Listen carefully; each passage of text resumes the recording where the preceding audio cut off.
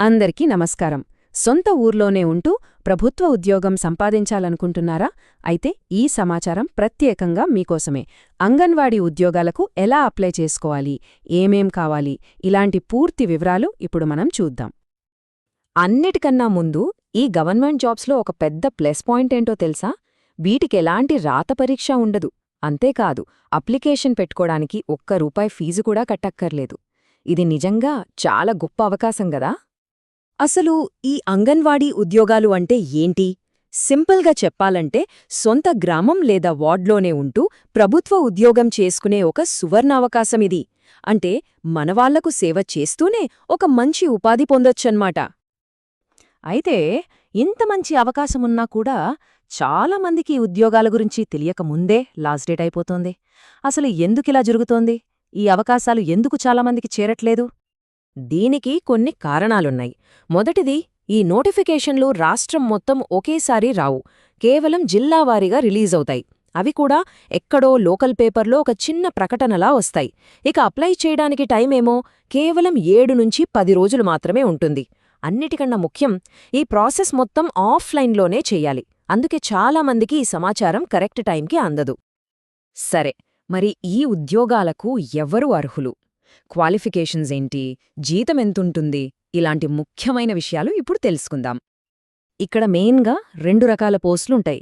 ఒకటి అంగన్వాడీ వర్కర్ లేదా mini worker. దీనికి 10వ తరగతి పాసై ఉండాలి.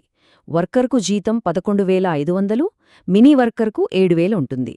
ఇక రెండో పోస్టొచ్చి ఆయా, అంటే సహాయకురాలు. దీనికి 7వ తరగతి పాసైతే చాలు, జీతం ₹7,000. వయసు విషయానికొస్తే అప్లై చేసేవారి వయసు 21 నుండి 35 సంవత్సరాల మధ్య ఉండాలి.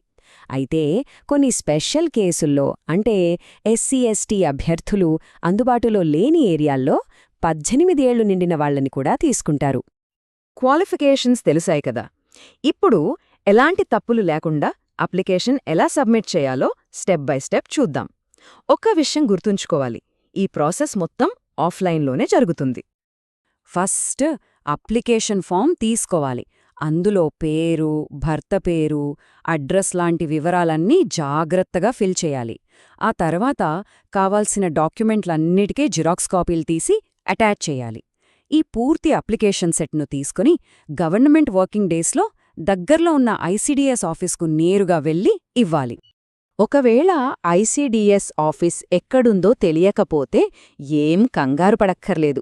చాలా సింపుల్.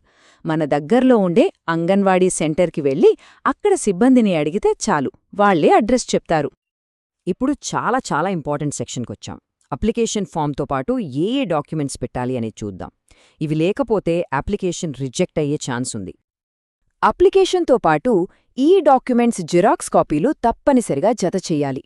స్థానికులని ప్రూవ్ చేయడానికి నేటివిటీ సర్టిఫికెట్ లేదా ఆధార్ కార్డ్, క్వాలిఫికేషన్ మరియు వయస్సు కోసం 10th class marks memo, reservation ఉంటే క్యాస్ట్ సర్టిఫికెట్, ఒకవేళ దివ్యాంగుల అయితే దానికి సంబంధించిన సర్టిఫికెట్. వీటన్నిటితో పాటు ఒక లేటెస్ట్ పాస్పోర్ట్ సైజ్ ఫోటో కూడా అవసరం. సరే, ఇప్పుడు ప్రస్తుతం ఏ జిల్లాల్లో నోటిఫికేషన్లు నడుస్తున్నాయో చూద్దాం. టైం చాలా తక్కువుంది కాబట్టి ఈ జిల్లాల వాళ్ళు వెంటనే అప్లై చేసుకోవాలి. ప్రెజెంట్ కర్నూలు, ఇంకా ఎన్టీఆర్ అంటే విజయవాడ జిల్లాల్లో నోటిఫికేషన్లు ఓపెన్లో ఉన్నాయి. కర్నూలు జిల్లాకు లాస్ట్ డేట్ ఫిబ్రవరి 3. ఇక ఎన్టీఆర్ జిల్లా వాళ్లకు చివరి తేదీ ఫిబ్రవరి 5. ఈ టేబుల్ చూసి మీ ప్రాంతంలో వేకెన్సీ ఉంటే వెంటనే అప్లై చేసుకోవడం చాలా ముఖ్యం. ఈ లిస్ట్లో మీ జిల్లా పేరు లేకపోవచ్చు. అప్పుడు మరి మిగతా జిల్లాల సంగతేంటి? అక్కడ జాబ్స్ లేవా అనే డౌట్ రావటం చాలా సహజం. తప్పకుండా ఉన్నాయి.